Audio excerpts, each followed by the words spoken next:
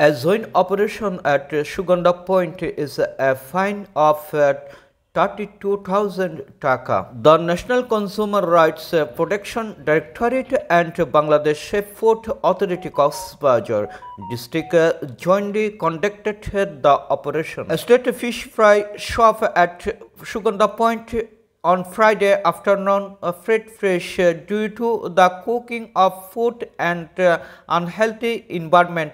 5 establishments we are fined 32,000 and 5 kg of rotten fish we are destroyed. Hassan Al Maroof, Assistant Director, National Consumer Department, and Nazimul Islam, Assistant Director, Bangladesh Seafood Authority conducted the operation. Abdul Rahim, Sanitary Inspector, Coxbazar Municipality. Johur Lal Pal, Sanitary Inspector, Sadar Upazila, Coxbazar, and Tourist Police, we are present. Mr. Sohail Khan, Biz TV, Coxbazar.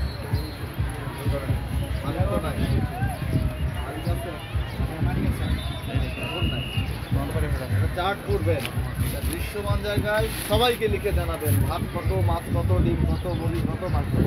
ঠিক আছে, এটা হচ্ছে বললাম আপাতত এটা করা পরিষ্কার পরিচ্ছন্ন রাখবেন।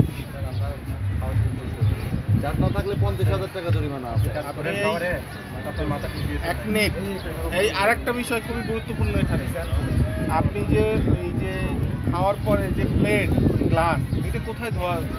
আমাদের ট্যাপ আছে, ট্যাপ দিয়ে ট্যাপ কোথায় দেখি একটু সরেন তো আপনারা, একটু সরেন।